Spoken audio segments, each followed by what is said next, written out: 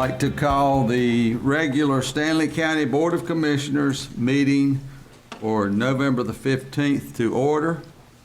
And before we get into the information of the meeting, I do want to ask that, or inform you that last week we lost a former county commissioner, Donnie Joe Whitley. Donnie Joe served Stanley County from 1986 through 1994. He was one of the commissioners that was in office when the Agri-Civic Center was built, and I think all of you know what the Agri-Civic Center means to Stanley County. But I would like to ask that, if you would, let's do a moment of silence for remembrance of Donnie Joe Whitley.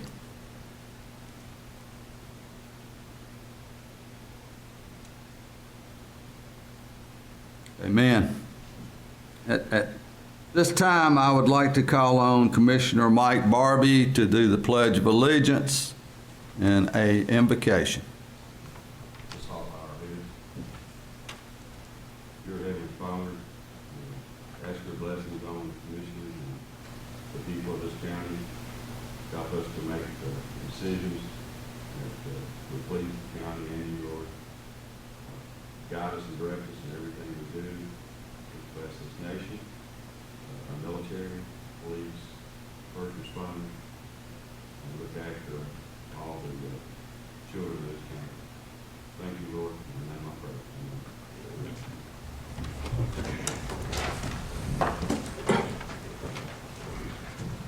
Pledge allegiance to the flag of the United States of America and to the republic for which it stands, one nation, under God, indivisible, with liberty and justice for all.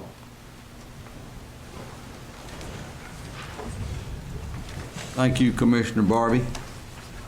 At this time, I would ask that the commissioners look over the agenda and make any adjustments to the agenda that we might need to make, and then seek approval of the agenda. Mr. Chairman? Yes, sir. I'd like to make, I'll make this as a joint motion, if it's okay with the board. I'd like to make the motion that we recuse Commissioner Zach Almond. Can't be here this evening. He's currently traveling on a plane, so he can't call in. And I would like to make the motion that we remove item number 5 from our agenda, be handled at the next meeting. Second. Okay, we have a first by Vice Chairman Jordan, a second by Commissioner Shuto, that we recuse Commissioner Almond, and that we move number 5 item to our next meeting, which is December 6th. Any other discussion? All in favor, please say aye.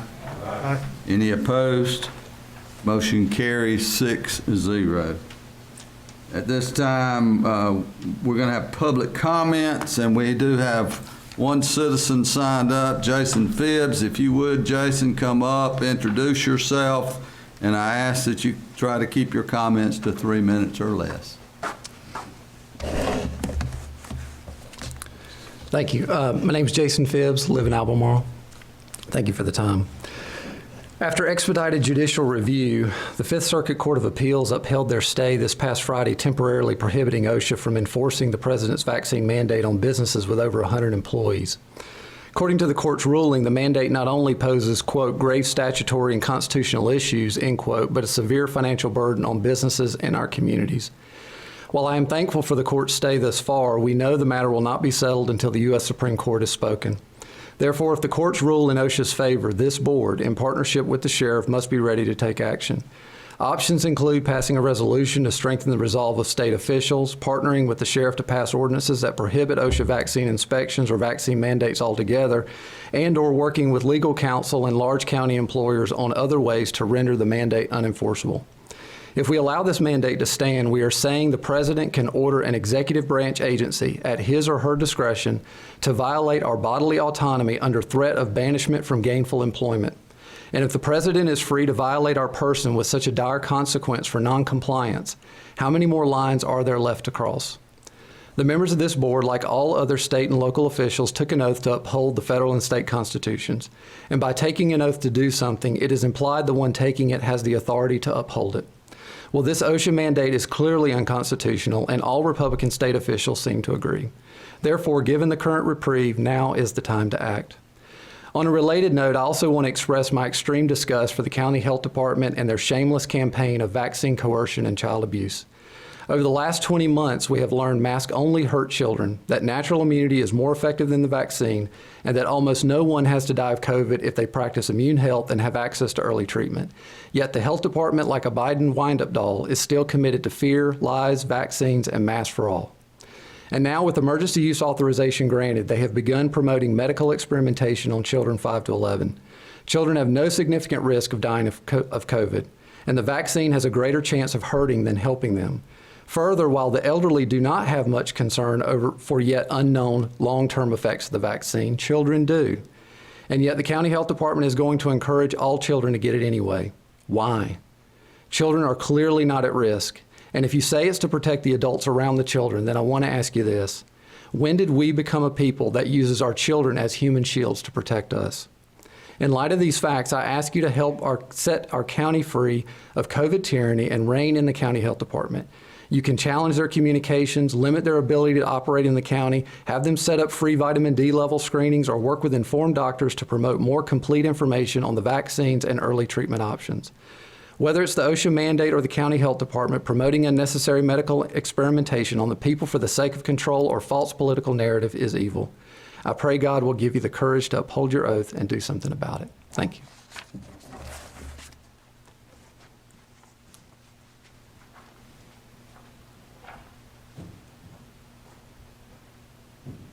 Item number 2 is the fiscal year 2021 audit presentation. Presenter is Stuart Hill, auditor. Welcome, Mr. Hill. Thank you, sir. Appreciate you having me.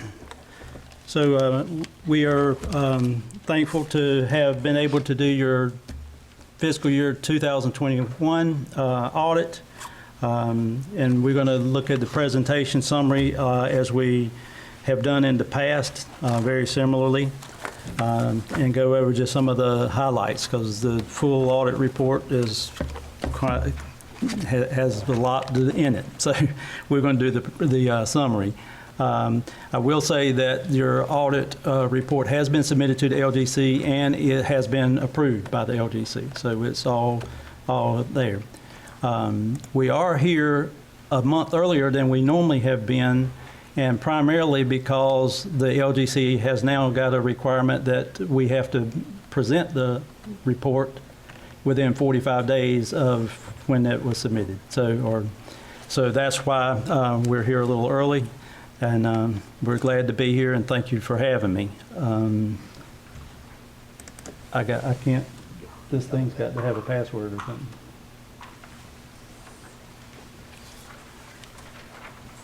Or do I just hit the public thing? Do I just hit that? Okay. I'm sorry. Oh, that's all right.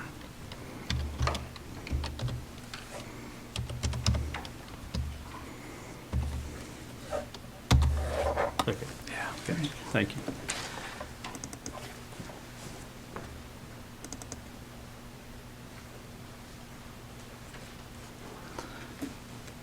Okay. Is this supposed to show up there? I'm not sure.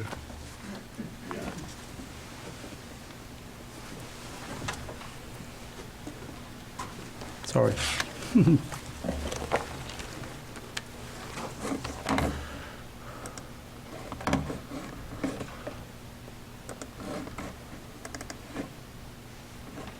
So this is just a document? It's not Yes. okay. Yeah, you should be good. Okay.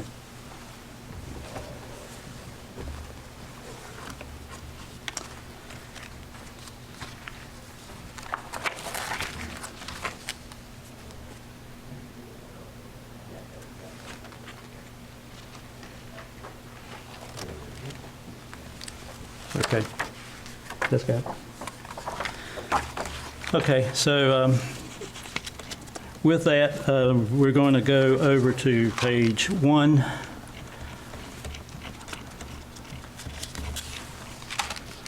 And this is basically indicating, the same as I said earlier, that it's the June 30th, 2021 audit for Stanley County. This is a required communication, and so we got a few pointers that I'm going to talk about on this little letter. One thing that's new this year in the paragraph under the second paragraph is the indication that this year we had a new GASB pronouncement, GASB 84, which basically has to do with fiduciary funds. That's now custodial funds, and they just basically changed the way it's presented in the audit report. We'll talk about that a little bit more just a few pages over, but we did get that. We've got that in here, and there's also going to be for this coming year, the June 30, 2022, there's going to be GASB number 87, which has to do with leases. That's for the coming year, and your people are already on top of that pretty well. So they've already got that implemented. On page 2, I'll go pretty quickly down this one. We are supposed to tell you if we had any problems or whatever with the audit process. We can tell you that we didn't have any difficulties encountered in performing our audit. No disagreements with management that I'm aware of. No consultation with other independent accountants, which would be like second opinions that I'm aware of. And basically, as far as any findings, we do have some findings starting on page 153 of the full audit when you get that. And we'll talk about some of those in just a minute. Most of it, predominantly, is typical from mostly from the DSS and Medicaid stuff. It's not really any cost concerns. It's just documentation. There's so much documentation for that. A lot of times there's some typos or some misdocumentation. So that's the gist of any findings that we had. And so then with that, that's where we are on this. On page, if we flip over to page 4 and 5, there's a lot of data. That's the data that is reflected on the charts that's starting on page 6. So we can jump to there rather than read all those numbers on this chart on the 4 and 5. The charts are much more illustrative. So the first chart on page 6 has to do with your fund balance, and your total fund balance, and this is a 5-year trend like we've been doing in the past. I'm sorry, I'm not keeping up with it myself. There we go. The total fund balance at June 30th, 2021 is around $40 million. And you can see that's in 2017, that was 23.5. So your total fund balance has increased. And the unavailable portion of that is $5.5 million in 2021, and it was $4.5 in 2017. Unavailable means it's either state restricted or you've already committed or assigned it for other things. The chart on the bottom of page 6 is the weighted average. It's a comparison to a weighted average of the other counties, and this is the general fund as a percentage of the general fund expenditures. And you can see that Stanley County's percentage is 43.10%. In 2021, it was 29.71% in 2017. And you can see the red is the weighted average of other counties in the state of similar population. The 2021 has not been posted yet from the state because a lot of audits have not even gotten in yet. So there's no comparison for the 2021 percentage. On page 7, The first chart is cash balances by fund, and the second chart is fund balances by fund.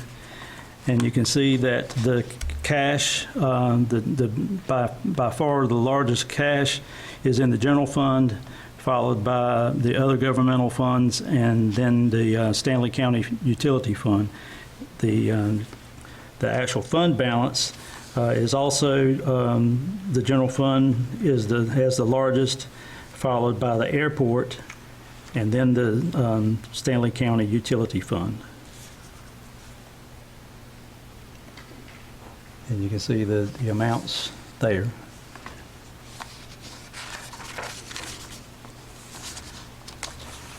Page 8 is your tax collection percentages compared to weighted average counties of similar population.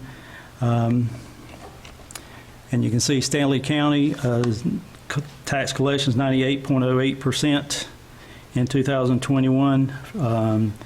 And 97.56 in 2017, and you can see the others in between, and you can see the red is what the state averages are.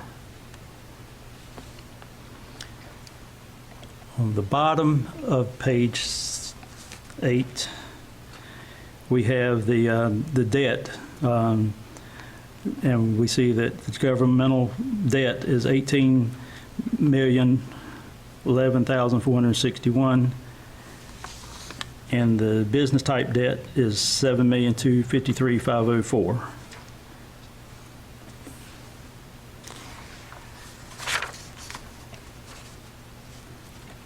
On page 9, we got the general fund revenues categorized by types. We can see that the general fund ad valorem taxes is the largest, followed by other taxes and licenses.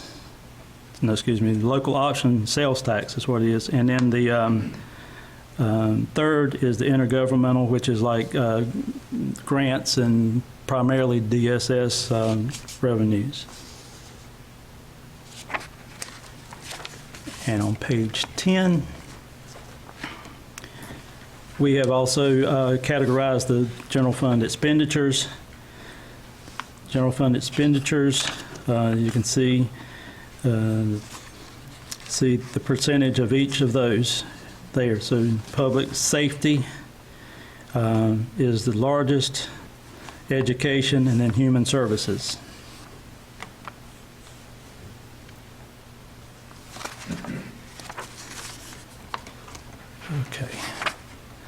Okay, so some additional required communications.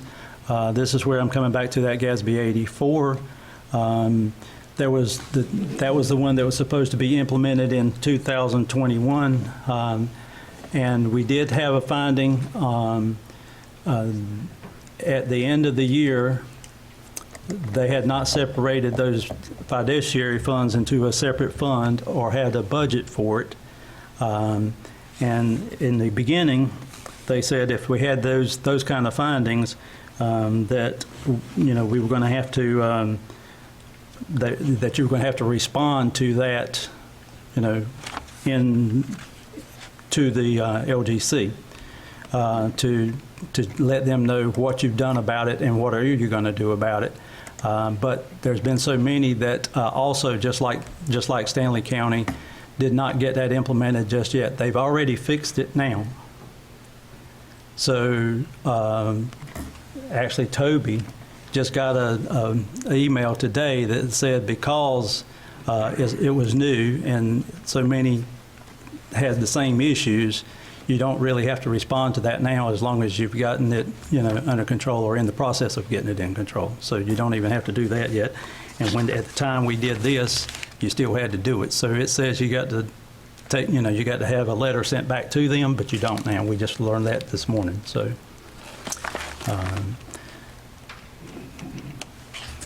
and so that's basically the gist of the short version of the key items in your audit report. And other than that, if you have any questions, feel free to ask, and I'll try to answer if I can. If I can't, I'll find you an answer. And other than that, we appreciate the, the opportunity. Mr. Hill, you were talking about the GASB 84. You found out we don't have to send them, LGC, a letter. Is that in writing that we received that information? He got an email with the lady and the head lady at the LGC sent to him this morning. Okay. Any other questions, Mr. Hill? Mr. Chairman, I'm sorry, I just don't quite understand. But this GASB 84, it wasn't that we were doing anything wrong. We weren't just doing it the way that they wanted it reported. No, recorded. it's Is not. that right? Everybody, y'all were doing it the same way everybody was doing it. Okay. It's the GASB 84 is fiduciary returns. They've changed the name of it as custodial funds now. It's really not even the county's money, but it flows through the county. And you've always reported it, and you've always been reporting it the same as everybody else was. This year, GASB 84 said you need to separate it out into a separate fund with its own budget. Even though it's not yours, they want to know what's flowing through the county. And so a lot of them did not get those new funds and budgets until too late. And so that's why they kind of eased up on having to send that letter to say what we got done with it. But there wasn't anything been done wrong.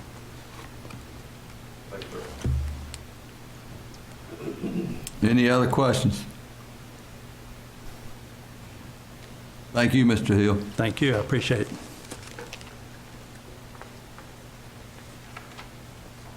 Mr. Chairman, Yes. I make a motion we accept the audit as presented. Second. We have a first by Commissioner Eford, second by Vice Chairman Jordan. Any other discussion? All in favor, please say aye. Aye. Any opposed? Motion carries 6-0. Item number 3, Locus Recreational Grant Request. Presenter is Cesar Guerrera. Cesar, I'm sorry, your last name's as tough as mine, sorry. Mr. Chairman, you can call me whatever you want. I've been called a lot worse. I hear you, Cesar. Mr. Chairman, Yes. before Caesar gets started, I'd like to recuse myself from item number 3. Okay, and the reason you're recusing yourself is Commissioner Eford is an employee of Locust, I am employed by the city of Locust. City of Locust, okay. So do we have a motion to recuse? Okay, we've got a first by Commissioner Shudo, a second by Vice Chairman Jordan. All in favor of recusing Commissioner Eford, please say aye. Any opposed? Motion carries 6-0. You're recused. Thank you, sir. Thank you, Caesar. Thank you, Mr. Efer. You threw me off my game here. Mr. Chairman, County Commissioners, Mr. Lucas, good evening. Thank you for having me. Like you stated, my name is Cesar Correa. I served in the capacity of City Administrator for the City of Locust, and on behalf of the Mayor and the City Council members, I'm here this evening to formally submit our requests for your consideration for the Municipal Recreational Capital Grant request that was recently presented and approved by the County Commissioners. We would like to thank Commissioner Shudo for the vision and to the County Commissioners for your leadership and understanding the importance of this grant and the impact that it will have on our community. We have a request in front of you for a matching grant to conduct some repairs at the Locust Athletic Complex. To be more specific, we have some of the lights that help us illuminate the baseball fields at night that are in need of some electrical repair. The lights were installed about 15 years ago. It was a direct bury. Over the years, we've done some improvements to try to fix the issues that we're having, but it's gotten to the point where we need to bore and install a new conduit and new wire. So there's two different lights that need to be improved. One pole is $15,700. The other pole is $11,500. This issue was brought to our attention shortly after our budget was approved, and at the very same meeting, Commissioner Shuter presented the program, so we waited to see if the county commissioners were going to consider this program, and we're glad that you did. And as soon as Mr. Lucas instructed us to submit our application, we did. So we will be matching actually more than the $10,000. We will cover the difference of about $7,200 to make that the final payment and complete the repairs. So we ask that you please consider supporting us with this grant so that we can continue serving Stanley County residents at the athletic complex. I'll be happy to answer any questions that you may have or tell you a little bit more about the athletic complex and how it has a direct and indirect economic development impact in the county. Any questions, Caesar? Yeah, real quick, I was, a few months ago, I'd always been to the park, but I'd never been back there to where the fields were. And I forget, how many fields do you have back there total? We have 4 fields. That are lighted. Yes, sir. We have 4 fields, 2 of which will be directly impacted by this repair. We also have 2 full-length soccer fields, but we divide them into smaller fields to accommodate more users. We also have a full football field that's also illuminated. We have a walking path around the baseball fields. We have a playground. We have a volleyball court. And then we also have the Officer Jeff Shelton Memorial Park, which includes a bigger playground, some picnic shelters, bathrooms, outside basketball court. Thank you. Yeah, I was pretty impressed once I got back there. It's like, wow, there's a lot of stuff back there. Anyway, thank you. Yes, sir. Any other questions? Commissioner Barbie? I don't really have a question, and I don't want to come across as being negative on any of the parks and recreations, but this was kind of brought up here a few months ago, kind of caught us all off guard. Since then, we have had a ton of requests. Everyone needs money. I know where you're coming from. And, you know, we've got to fix the jail that is way over. It's costing us a ton of money there. We've got a lot of other things on the books, and at this particular time, I think it's just bad timing on my part. But you know, I don't blame anyone in any community for filing it. It's just that, not just against Locus, but anyone right now needing extra money for something that, and I know we need recreation, because I had kids and grandkids that went all the way through the programs and stuff. And I'm not against it, it's just that it's bad timing right now. Thank you, sir. Any other questions? Yeah, if I'm not mistaken, we had 3 options to pay for this. Take it from the fund balance if we have money in the general fund, and if not, bring it over to put it in next year's budget, correct? That was the 3 options we had talked about when we passed this? Yeah. Yes, it was the three If options. the board approves this evening, you're going to have to do a budget amendment this fiscal year to recognize fund balance savings Correct. to appropriate those dollars into your budget, because you didn't budget for this. You didn't budget. Initially, the request that the board talked about that you brought forward, Commissioner Shuto, was to include $100,000 in the budget, and that didn't get enough votes. And so the board, after some discussion and some debate, and I think there was a vote around that, was that the board would consider on a case-by-case basis requests to them for up to a certain dollar amount in a matching form. But the board at that point in time knew that they would have to amend their budget and put money, appropriate savings into the budget from a revenue side to increase the expense side. And so if the board does approve this or any of the other ones that will be forthcoming over the next month or two, you'll have to put money from savings in. Or the other option is you'd say, we're going to put these into the fiscal year 22-23 budget.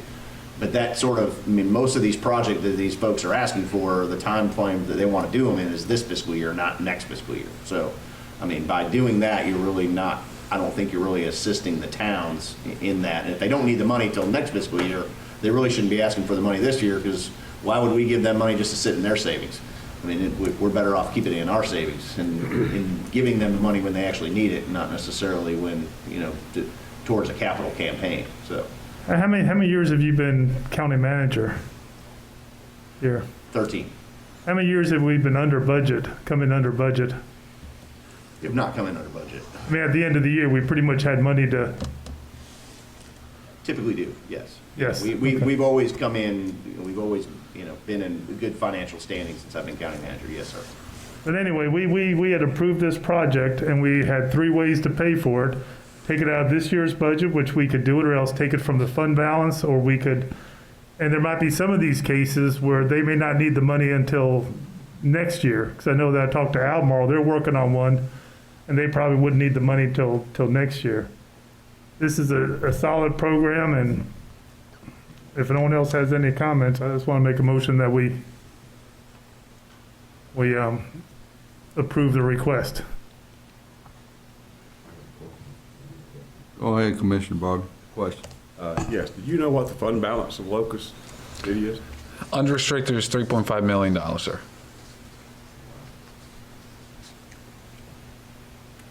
Any other questions?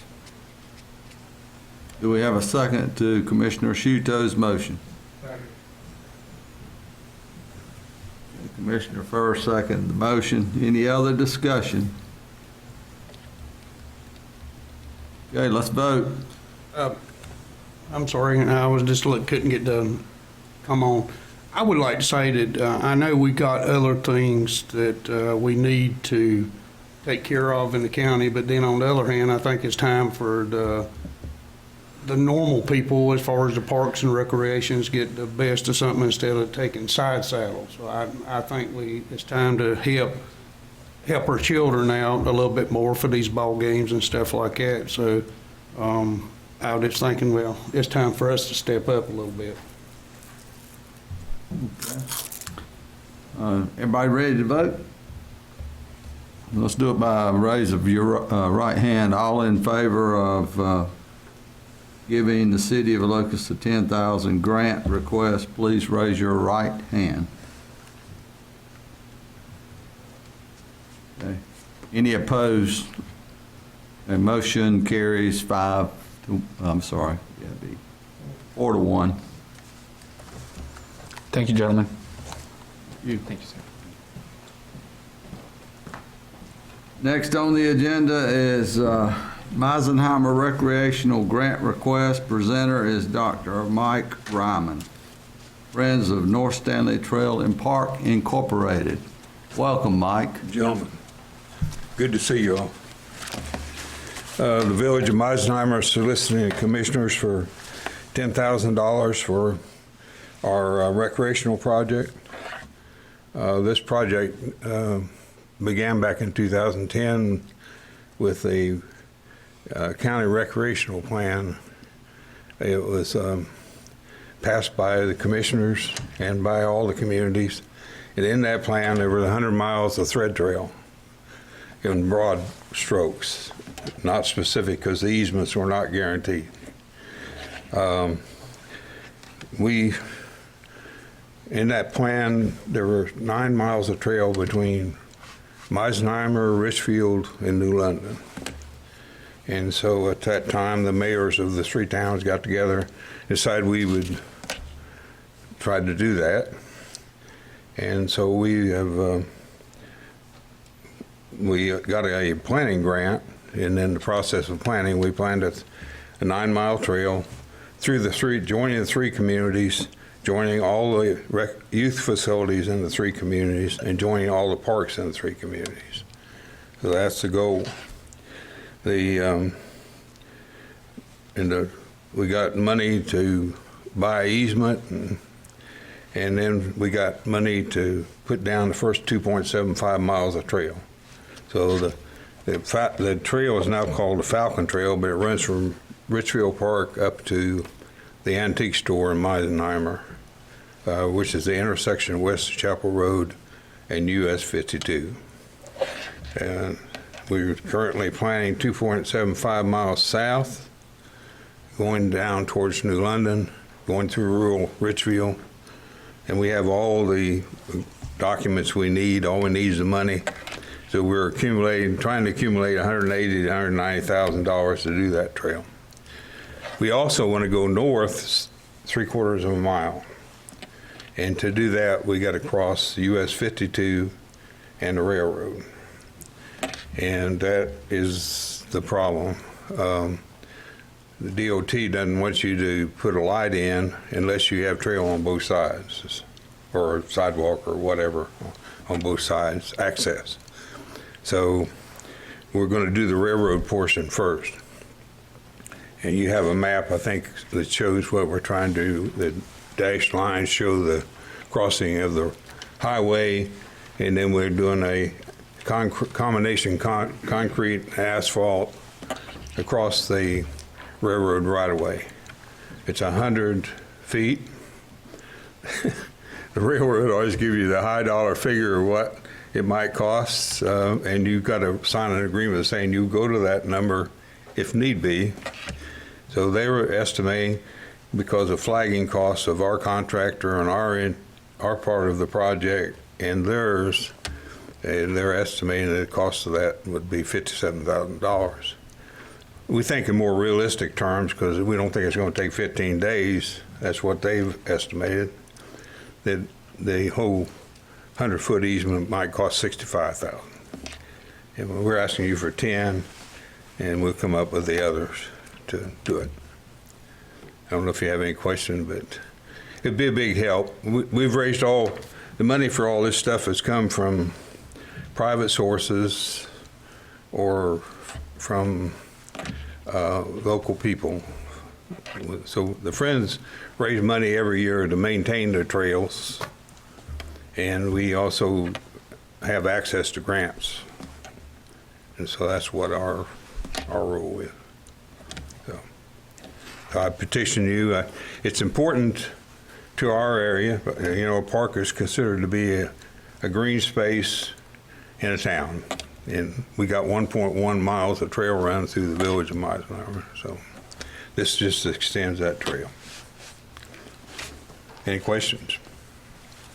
Any questions of Dr. Ryman? And where does the trail turn around in Ridgefield Park? 'Cause I was surprised, because usually when I would go down it, you see a lot of bikers on there too. I would just go to Ridgefield Park, and then when I go and play disc golf, I see people just continuing further down the trail. So how far in the woods does it go? Do you know? Yeah, I know. You're talking about the entrance? In Ridgefield, you start at, say, Greystone, and you go through Ridgefield. I usually just stop it right there and go play disc golf or go do whatever, but I was surprised that people go way back into the woods still. Yeah, it goes another half mile in a circle, or comes out down where the war memorial is. Okay. So it's mostly wooded, but it's got about a half a mile of open space, and then the rest are wooded. And I think the village of Meisenheimer was going to contribute, like, how much, $40,000? They've guaranteed 35. They may do more, but the Friends will make up a difference if we need to. I can't give you an exact cost on this because it's an estimate. I just need to know if I need to add up all the money and see if we can afford to do it. And all our liability would be $10,000. That's I make right. a motion that we approve this project. I appreciate all your work on this. Okay, we have a motion. Have a second? Question? Yes, sir, I hate to bother you, but got a question to ask you there. We're still gathering money and figures on this. What happens if you don't reach enough money to complete this? Well, it's kind of like all the other stuff we've done. I found a way to get it. I'm assuming I'm going to get the money. So I'll ask the council to come up with more, and I'll come up with some. If I'm not mistaken, we're not liable unless the thing is built. Yeah, anyway. I don't care which year you give it to us. Yeah, but whether it's this exactly. year or next year, as soon as we turn the contract to the railroad, then it begins. So what was my question? Yeah, I think what you asked was, we're not just giving them the money and they're just going to sit there and hold it. Correct, they have to perform, they have proof of performance, No. like everything else. And We- you're okay with probably next year putting it in the budget, Yeah. and they're, They're talking about completing this fiscal year. I know, but I think he just said they're, We haven't signed a contract yet, so okay. we can Based on sign. the grant application, they're talking about completing it before March of 2022. It's my understanding, you correct me if you would, County Manager Lucas, but it's my understanding, any grant money that is committed by this board, we will get some kind of certification or verification that municipality has already put their money into it, equal to at least $10,000. Is that correct? That's correct. Via invoices, that's correct. Thank you. Any other questions, comments? I just got a comment. I just hope everybody realizes that this is the entire county that's putting this money up, even though very few of them will probably ever use that facility, just like with Locus, in any facility, but it's the generosity of the taxpayers of this county if this passes, and I just hate to put more of a burden in it. If we do one or two, we're going to end up doing all 10 of them, which ought to be 100,000, which that's going to be a pretty nice little jab on our property tax. Thank you. I would just say that people use it from all over the county. So they come from Locus and they come from Norwood and Albemarle, but they also come from out of the county. You asked the question how many county people would use it. I really don't have a count on that because we have people from Uwharrie Point that walk it pretty regular. We have people from Asheboro. We have people from Charlotte. So it's hard to say how, but there are people from other communities that use it. Mr. Ryman, I like, and Caesar, you too, sir, if you're still here. Personally, just speaking for myself as commissioner, I like the way you've done this. You didn't come to the county and saying, well, if you'll give us 10, we'll give you 10. I mean, I'm looking at the numbers. You got $47,009 already appropriated. So, I mean, I feel like you're doing the work and you're coming to us the right way. We appreciate that. Thank you. Come and ask for money. You put your money up and you've got the support that you need. That looks good. Commissioner Barbie? Yes, I'm not denying that you don't need the money or you don't use it, and it's not a good thing you're doing it for.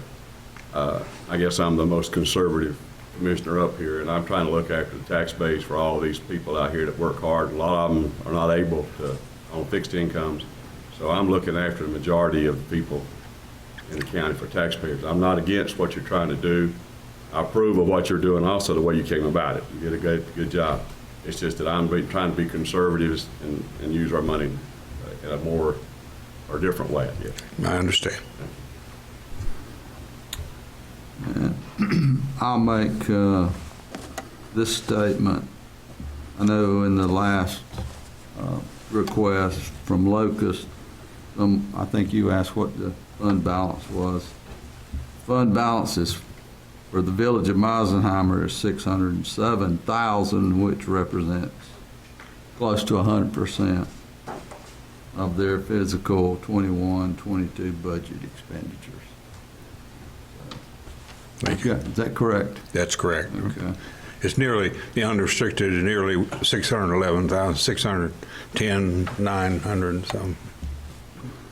We have a motion and a second. Are there any other discussion or comments before we vote? Just want to say, so they're willing to spend almost 10% of their fund, their general fund on this project, so. Okay. Let's vote, and let's do it by a raise of hands again. All in favor of this $10,000 grant to the village of Meisenheimer, please raise your right hand. Those opposed, raise your right hand. Okay.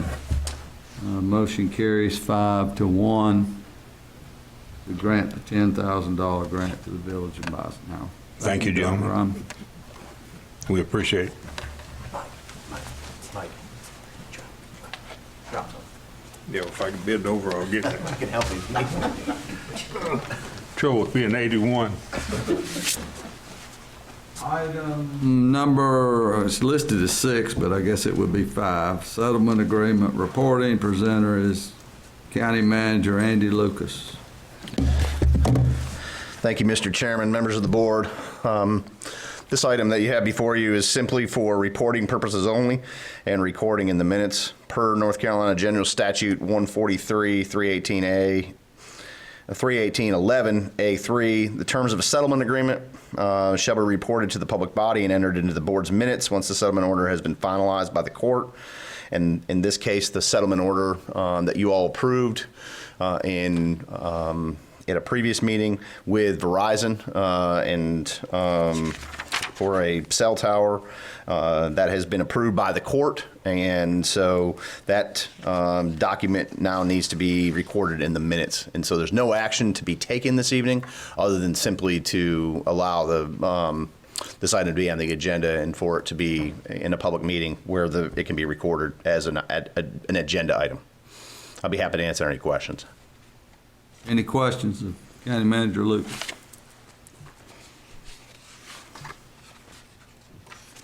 Thank you, County Manager. Item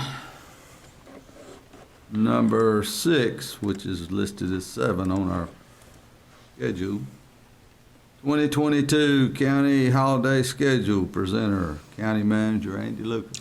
Yes, thank you again, Mr. Chairman. Typically, we wait till December to have this approved, but we got folks that are getting antsy about what we're going to do for New Year's and their vacation, so we decided to go ahead and get this out of the way this evening.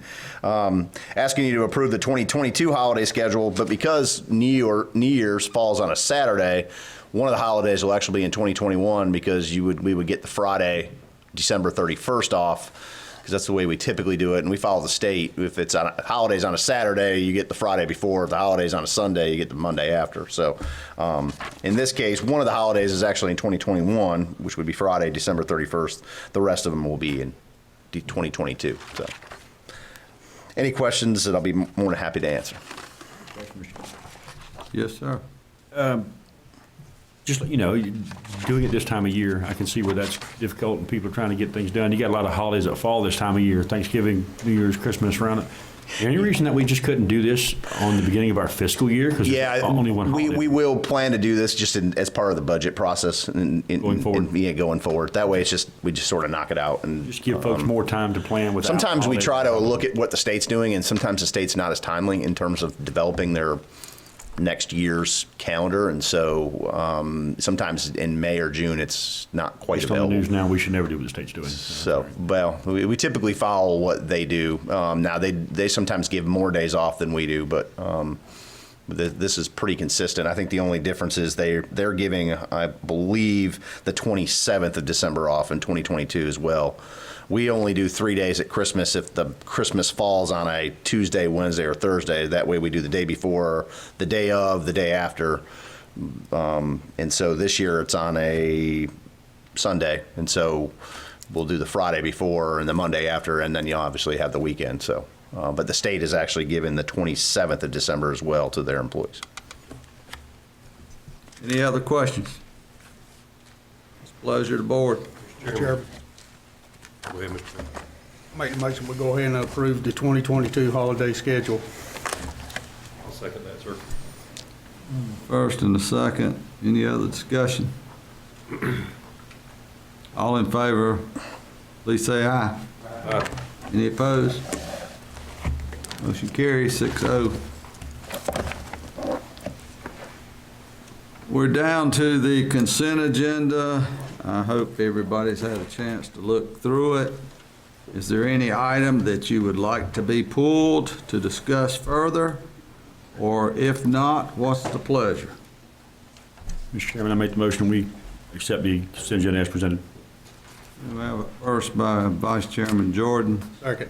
second by Commissioner Furr. Any discussion? All in favor, please say aye. Aye. Any opposed? Motion carries 6-0. Board comments, announcements, committee reports. And I'm going to start with Commissioner Furr. Mr. Chairman, I have nothing at this time. Thank you.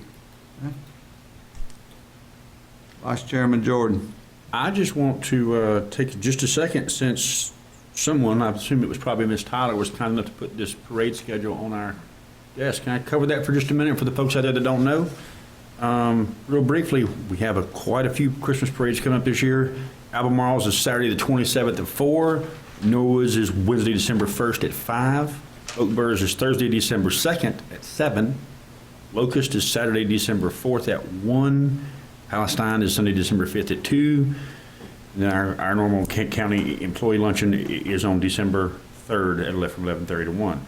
So we're going to be jollying up, I guess, a lot in the next few weeks. But is this published somewhere as well on the county website, Ms. Tyler or Andy? No, we don't typically publish that. And our employees will read it in the paper, and they generally know when parades are, so we don't typically share that with our employees. Put it on Facebook. Yeah, Thank you. We're welcome to put it there. Yeah. Commissioner Barbie. Yeah, I'd just like to remember Commissioner Donnie Joe Whitley again. He was a good friend, good man, and thoughts and prayers go out to him. That's it. Commissioner Eford. Thank you, Mr. Chairman. I would like to wish everyone out there a happy Thanksgiving. We have a lot to be thankful for, and there's a lot of folks in this room that we are thankful for, and we certainly appreciate it and hope everyone has a great time with their families and be careful.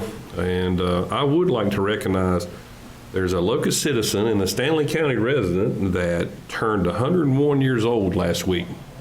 Miss Myrtle Tucker from Locus turned 101.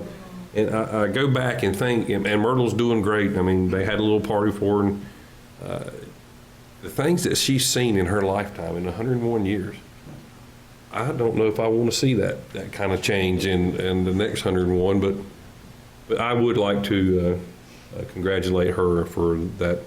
I thought when she turned 100, that was a milestone, and it was, but Myrtle's a sweet lady, and I would just like to wish her a happy birthday. Thank you, sir. You want to sing for us? Commissioner Shuto. First of all, I want to thank y'all for your support on the grant programs. I think the municipalities are pretty excited about it. And this, I know we talked about a 50-50 to help with these things, and it might spur more investments from others. And if I did my math right, there's like $84,000 of projects that we're helping with 20,000 of that. So that's a good way to do the money, and then, to maximize our money. And then lastly, just want to mention real quick about COVID-19. It's still here. Unfortunately, we've had 6 people pass away in Stanley County over the weekend. So that brings a total to 206 people who have passed away. And I think that's pretty close to 60 who have passed away since June. And, this thing's been going up and down. And we're on the downward slope of it. And unfortunately, it looks like we had 48 new cases over the weekend, which is half of what we had all last week. So hopefully it's not on the upside, because if it's on the upside, then we're looking at, unfortunately, more deaths around Christmas time, which would be sad. So I encourage people to get vaccinated. And Vac and Dash and Atrium Health, we're going to have a free vaccine clinic across the street from Vac and Dash next Monday. I think it's from 10 to 4, I believe it is. And I encourage people to get vaccinated. And with the comment about kids, yes, kids are pretty resilient to it, but the problem is children do not live by themselves at their house. And one of my classmates from Sebring High, he passed away this summer. I've told you all that story. He went to his 7-year-old granddaughter's birthday party, had a bunch of kids there. She was the first one in the family to get it. Then she passed that to her mother and father, who passed it to Alan. And he's not going to be there for her next birthday. So this is serious, and for us to get through with everything, we just really need to take this seriously and do what we can to help prevent deaths and stuff. So I didn't mean to leave it on doubt. But Bill, it's your turn to bring the. You're not the last one, Peter. You bring it you bring it up from here. I brought the bar low, so you can bring it up from here. Okay, thank you. I think y'all all know I like to report on new residential home permits. And this should excite everybody, because our contractors and subcontractors and building supply houses are super busy because of these numbers. And Andy's gracious enough to give me this information every month, and I appreciate that. Month of October, new home permits, 41, which is an increase of 17, or 71% over October 2020. Total permits, January through October, and this is nothing to sneeze at in Stanley County. New home permits, 449, an increase of 214, or a 91% increase over the same period last year. So I'm very excited about the number of new home permits. This doesn't count the remodels or the commercials or any of those numbers, but we have a great new home residential permits that are being issued for new homes. And guess what that means? When those new homes are built, the people that own them are going to pay taxes. And you say, what does that mean to me? It means that somebody else is chipping in. So hopefully we won't have a tax increase. That's what it means. So I'm very pleased with our new home residential permit numbers. And I think Andy's happy with it also. The last thing I want to say is that during December of 2020 through tonight, the commissioners elected me to serve as chairman for 2021. It's been a real pleasure serving as the chairman of the Stanley County Commission, and I appreciate the commissioners working with me on the projects that we've worked on during the last 12 months. This is my last official meeting, unless we call an emergency meeting between now and December 6th. So I appreciate all the commissioners working with me and allowing me the privilege of being the chairman. With that, I ask for a motion to adjourn. All in favor, please rise. We are adjourned.